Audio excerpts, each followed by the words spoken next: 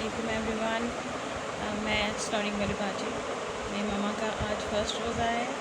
इसकी अफ्तारी के लिए मैंने खुद तैयारी की है और आज हमें कुछ भी प्रेयर करने नहीं दिया।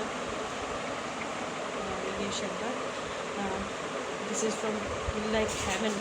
मेरी मामा की रेसिपी है सौंफ, रूह अफ़ज़ा, गोंद और तुख्म मलंगा विद मिल्क।